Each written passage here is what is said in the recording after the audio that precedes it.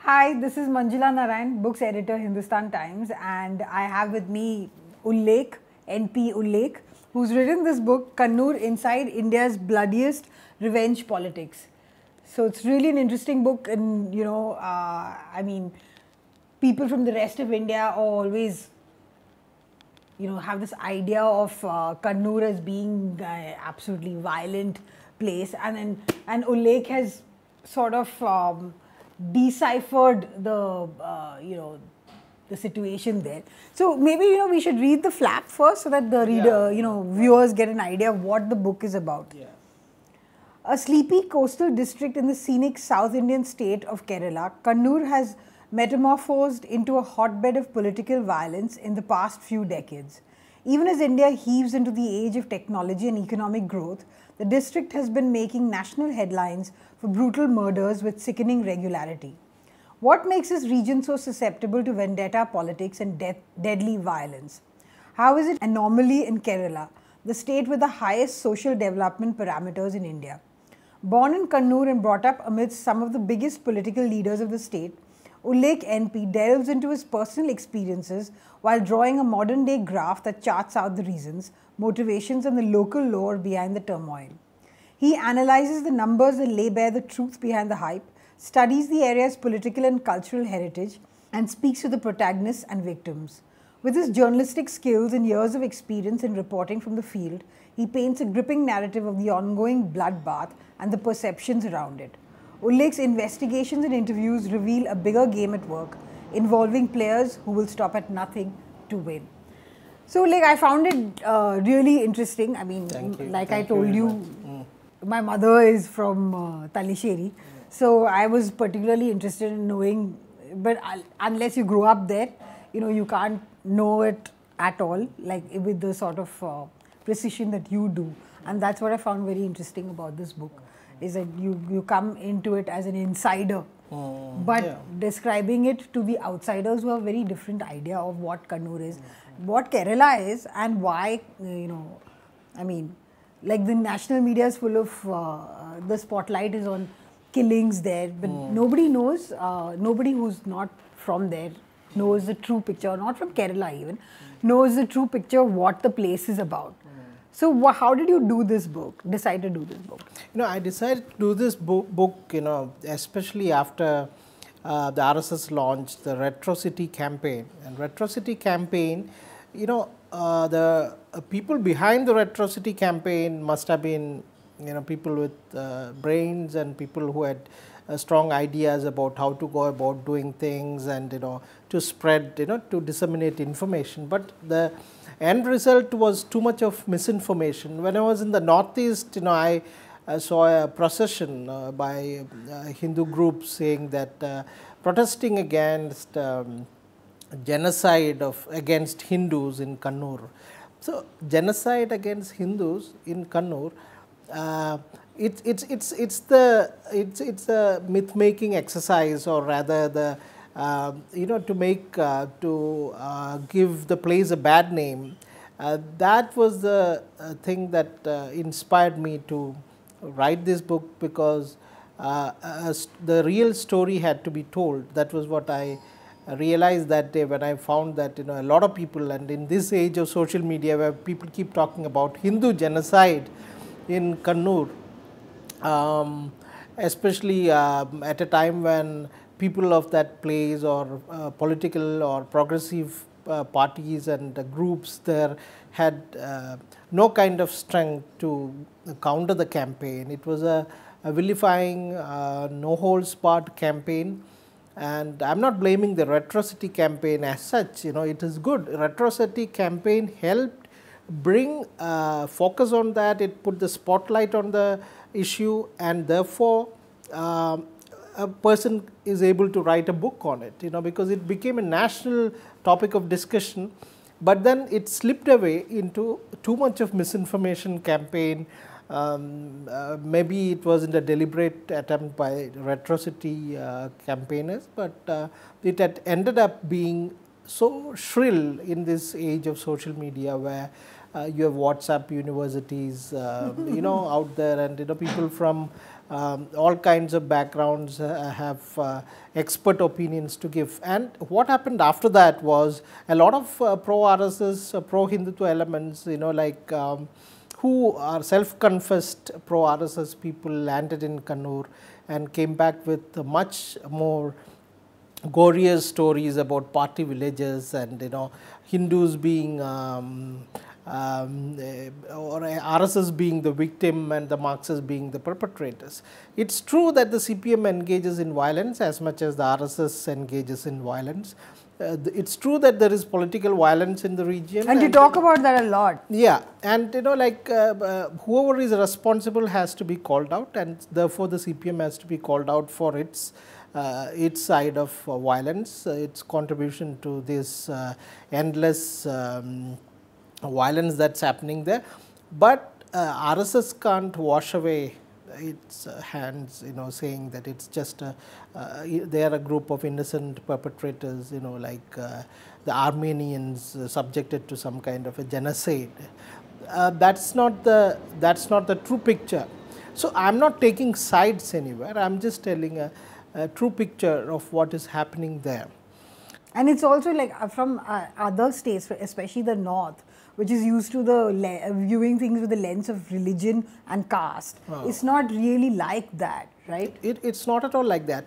You know, 23 states. It's not a Hindu-Muslim thing. It's not. You know, when in other 23 states and several other places and even conference of Hindu parties, they harped on the fact that Kannur is one place where RSS cadres and Hindus are being butchered like dogs, and they die for no reason, you know, just because they believed in the cause of Hindutva.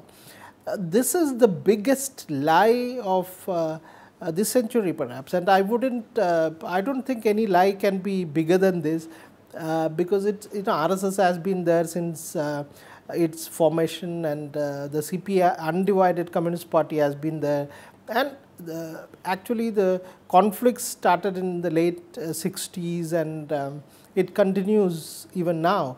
And suddenly, you know, because the BJP or the RSS sees that there is an opportunity to get into uncharted territory, you know, where they didn't have any kind of base or any kind of influence, and this would be an opportunity. First, hang a bad name on the place, and you know, like trash the political party in power, the most powerful party, and also the fact that CPM is the biggest Hindu party in Kerala. So if the RSS has to make inroads, or the BJP has to make inroads, it needs to break that party and to wean the Hindus away from that party, and which I don't think as of now shows any signs of success. So you're saying basically that it is a secular Hindu versus Hindutva Hindu. Very much, because it has. The fact is, Muslims are nowhere in the picture, and it's not a religious conflict. And in this conflict, the majority of the martyrs from both sides are from one particular community. So, meaning Hindus. Both are Hindus. Yeah, both Hindus, and also from different type one particular caste. Majority of the victims, you know, like they are numerically preponderant community. So it's natural that the majority of the victims would be from that. So there is an explanation that is given by the academics that the Tiyas, who in their earlier avatars were like Che Guevaras, who used to fight with their, you know, samurai, like, you know, who were like samurais, or, you know, of, you know, mercenaries in their earlier avatars. Like, you know, the story is that if you have heard of northern ballads, what they say is that, you know, if rulers of the time, you know, chieftains of the time in those areas, if they had some quarrel with each other, they would not fight each other, but they would hire a Che Guevara, who is like a samurai, a mercenary fighter, fight with another Che Guevara in a very highly celebrated, much announced event, and until one of them dies. So it's like, you know, cockfight, you know, until someone dies. So, but you know, to sustain that kind of a thing, you have to make heroes out of these people. So each person who died, for him, there was song sung, and that it was passed through generations. So there was a sense of respect. Like he became a storied presence through generations if he died, everything. So that gave some kind of a self-respect to those people who did this job, Che Guevara's. And there are people who try to link the Che Guevara culture to the current spate of violence.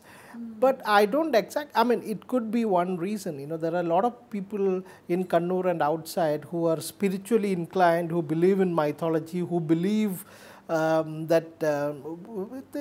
who believe in certain kind of notions that it's a curse of the abandoned souls of the dead that are moving around, lurking in the atmosphere, that because he died for like kind of useless for no reason causes. Like Hemingway said, in a modern war you die like a dog for no reason. Such people who there is no relaxation of the mind. They are like restless souls who still continue to populate the area. That is the angle, that is the argument a section of people are trying to give.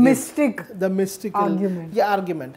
And academics are looking at, another thing, that certain communities which were backward, like the Che Guevaras and all, who later were called Thiyas and all, they are looking for some kind of social mobility, and either the RSS or the Congress or the CPM is able to give them some kind of a self-respect, because once you are associated with these parties, you are able to, you get some kind of a respect, that you get a certain identity. And like in you join a mafia gang, you're part of it, and you're wielding a gun, and you move around, sense of belonging, and you suddenly get some kind of a self-respect. It's a psychological thing I'm talking about. So this gives people some kind of an idea that I'm worth something, otherwise they aren't. So, but I think it's a shortcut to explain away far more complex problem, that is how political movements got shaped in these regions compared with other parts of Kerala. Across Kerala, if you look at it, social indices are very high, even in these parts we are talking about, which is in the undivided Kannur, which includes the current state district of Kannur and Kasaragod and all, and parts of Wayanad and all. So it's not just these things that matter, because academics and also those people who run after spiritual mystic explanations of it lose the point that unlike in South Kerala, where you've had social reformers of great standing like Sri Narayana Guru, Sahodhan Ayyappan, and even from the Dalits like Ayyangali, and a lot of people and a lot of missionaries who started imparting education, encouraging people to industrialize, and also to get rid of their vices, including drinking, which was very rampant, was a scourge for society at that time. And then it was after years of such very deep social reformation that was, and self-examination at that time, and also personal growth, which resulted in personal growth of people, that political parties came into, like first the Congress came, and then the communist parties came, RSS also entered the scene. It was after that. So the political movement, be it the communist or the Congress, Mahatma Gandhi's Congress, whatever it was in South Kerala, was tempered by this rich contribution by Sri Narayana Guru and others, who made the soil of that region, southern region and also the central parts, very fertile for progressive thoughts. So there was a sense of certain kind of social privilege among those people, and a sense of responsibility, and as opposed to northern Kerala, where political movements took shape, they were molded by the peasant movements, very militant peasant movements. And thanks to the militant nature of the communist movement at that time, they were far more, there were efforts on the part of the British first and later the Congress to crush them, because they were far more militant. I am not saying that such efforts were not there in the South, but they could contain it, they could overcome that because they followed a different trajectory in terms of the response. It wasn't as violent as the one that you have seen, you had in North Kerala. Of course, there was violence, but it didn't continue for a long period. For instance, it wasn't so entrenched. It was not entrenched, and like in Alappuzha, which is now a big tourist destination, you had CPM versus RSS clashes for a long time, and at a time when in Kannur you didn't have RSS versus CPM clashes, but somehow the political leaders there could sit across the table, thrash out a solution to end this problem, and now you don't hear of much of conflict there. Even similar is the case with Palakkad. But in Kannur, it's endless. The cycle of violence continues. It's, I would call it continual, because, it's like one of those very senior journalists started, he called it goal scoring, because it's like in the mafia setup, like in the world of gangsters. If you don't take revenge for the killing of one of your members, then you're out. And you deal with that extensively. Yeah. One RSS person gets bumped off, then one CPM immediately. And there are cases in which, within hours. Constantly, within hours. So what happens is that, this vendetta, even the sense of taking revenge, getting rid of revenge is very much there. Even some police officers like Alexander Jacob, who had worked in the area and who had done extensive research of using case crime records and of 500 years, including those taken from British archives and all. Yeah, so he has, it's a great documentation, but he's a well-meaning person, but he has come to the conclusion that it's because of the infusion or the intermingling of martial races from different parts of the world, and that is very special, and he argues that it is very special to Kannur, that this sort of militant nature is there in the people of Kannur. But I wouldn't buy that argument completely, and it's interesting. It's an interesting, very attractive, very sexy proposition to look at.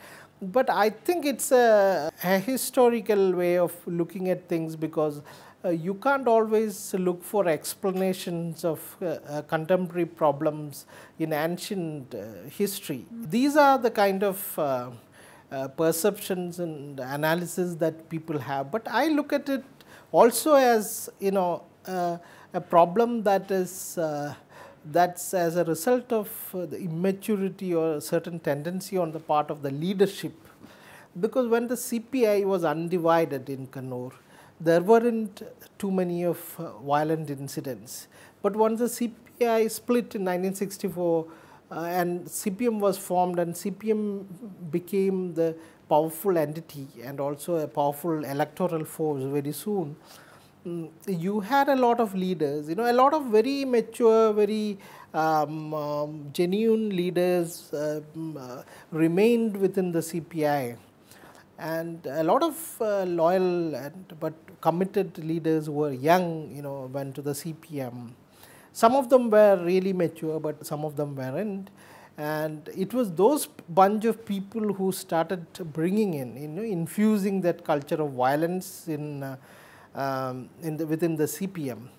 And it was at the same time that the RSS had a different thought, because it was the late 60s. That was a time when, for the first time across India, you had Bharatiya Janasangh, manage the highest score in the Lok Sabha, 35. It was under the leadership of Balraj Madhok, who was, Vajpayee's biggest rival at one point of time in Bharatiya Janasangh. So at that time, they started, RSS started tasting power, and you had, these ferocious bunch of leaders at the local level in Kerala. And there was another thing that was happening, and there is also a theory which some people might not agree, is that Shiva Sena had started rearing its head. Yes, you all that Yeah. So in Bombay, and that was Shiva Sena was propped up by the Congress to finish off the communists. So the Congress, especially Mrs. Gandhi and a lot of other senior Maharashtrian leaders there, like Y.B. Chavan and a lot of other people, who wanted to, obliterate decimate them. that. So what happened was that apart from financing, they also gave muzzle to the Shiva Sena, and Shiva Sena, it's like Shiva Sena was a genie that you unbottled it and it became unstoppable. And so RSS leaders, as I assume, were those people mostly from Nagpur and Pune, had greater access and proximity to Bombay and understood the dynamics of politics in Bombay, Maharashtra, so very well. They wanted to replicate they wanted that, to replicate that Kerala. in Kerala, especially in Kannur, which has by then become a stronghold of the left. So also there were a lot of other business interests in which RSS had interest. A lot of BD barons from Mangalore who had set up. RSS entered Kannur in a big way as private armies of these BD barons against the interest of the working classes. So that's a tragedy. Now, there is BMS which champions the cause of the workers inside the RSS fold. All that is there, but it's a chapter that RSS in Kerala would, RSS as such across India would want to forget, because they made their entry in Kannur as private armies of BD barons from Mangalore. So, this is a complicated thing, and it's really interesting, and you've touched on all this, in this book. I suggest everybody, goes out and buys this book, Kannur Inside India's Bloodiest Revenge Politics, because it gives you a fresh, if you're not from Kerala, not from Kannur, then it gives you a good perspective and insight into what exactly is happening there, and dispels a lot of the myth making, a lot of the myth that which the national media has been buying into and propagating as well, and everybody believes. So this is this is an attempt to present the true picture of what is happening in Kannur, and it's not as simple as we think. It's not just black and white. No, at the same time, I'm not trying to exonerate the CPM from any of the violence that they have unleashed, upon. Yes, it's not a partisan sort of. It's not at all. But in the light of the Retrocity campaign, which has distorted the whole picture to suggest that the Hindu workers are, there is a genocide against Hindus there, and only the RSS workers are subject to attack from political opponents. It's a big lie. So go out and read the book. Very interesting, and thank you so much. Thank you very much.